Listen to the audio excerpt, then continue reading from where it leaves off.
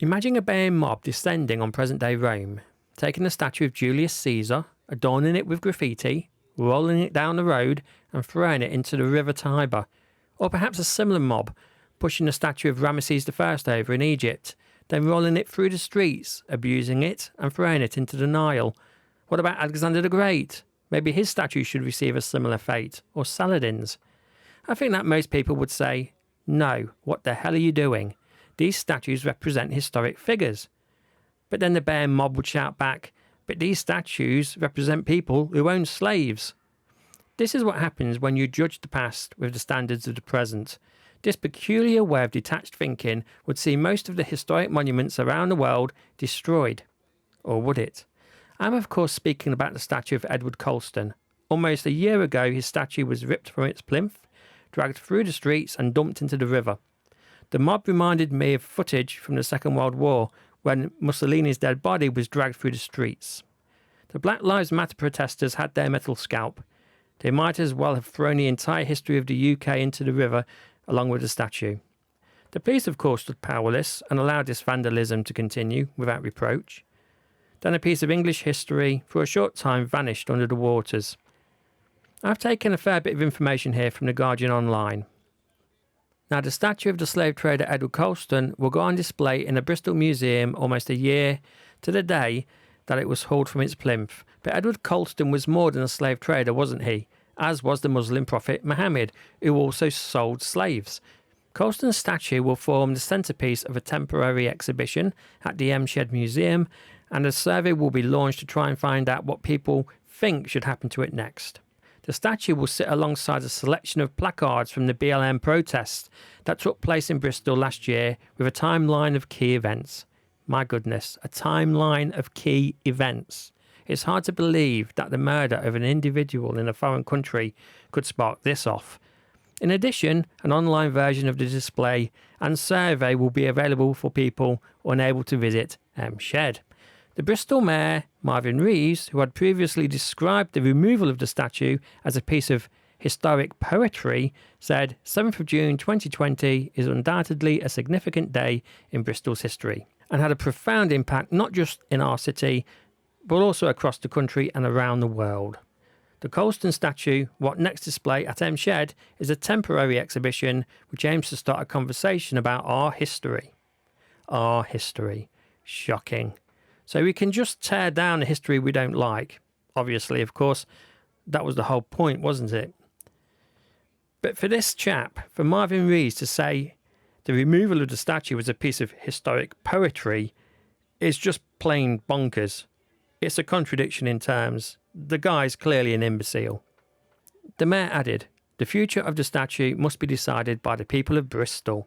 And so I urge everyone to take the opportunity to share their views and help inform future decisions by taking part in the survey. Number 1, what does the survey look like?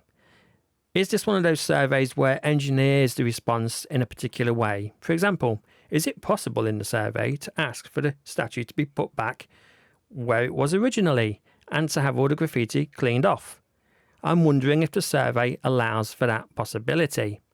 And if it did, and if people asked for the statue to be put back, would it actually go back? Now there's a question.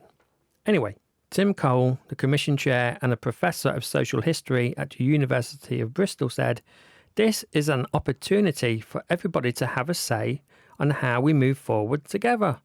The display is not a comprehensive exhibition about Colston or transatlantic slavery in Bristol, but it is intended to be a departure point for continuing conversations about our shared history.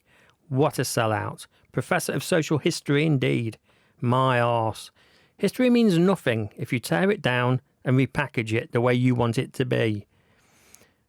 This is also ridiculous. Apparently the Bristol Council, or the Council of Bristol, or whatever it's called, is calling for a parliamentary inquiry on slavery reparations. Slavery reparations. What the hell? And who will get the money, seeing as all the slaves died several hundred years ago? Can I have slave reparations from the Barbary pirates, who I might add were black, and took approximately 1 million white slaves from the shore lines of Europe? Katie Finnegan Clark, co-founder of the Countering Colston campaign, said there's a bloody campaign. A work campaign to shut down voices of dissent said, I believe the defaced statue should be permanently displayed in the M Shed as it signifies that our city has rejected white supremacy and those who have profited from it. White supremacy. What an uneducated individual she is. Doesn't she know that the various Muslim caliphates who operated in Africa were collectively responsible for the slavery of over 100 million Africans? Slavery existed everywhere. Black people as well as white people have slavers for distant relatives.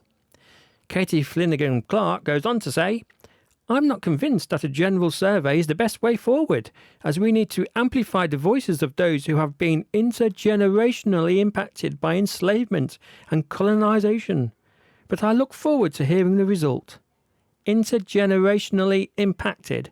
So she means that somehow slavery from several hundred years ago is continuing to affect black people today? Utter silly woke nonsense. Victimhood gone mad, mad, mad. The campaign group Save Our Statue tweeted, it's wrong to hold Colston up to ridicule by leaving a graffiti. Whatever its future, it must be restored and we must not celebrate the mob. And I absolutely agree. If you disagree with someone, if you think that you have a superior point of view to somebody else, it doesn't give you the right to spray paint all over their face and leave them forevermore standing there for people to ridicule. That's the kind of behaviour we saw at the stocks or the stockade in the ancient times, you know, back in the good old days, the medieval times. Surely that's not where we're going now. Anyway, on that more positive note, I'll leave you all in peace. The Conservative One signing off.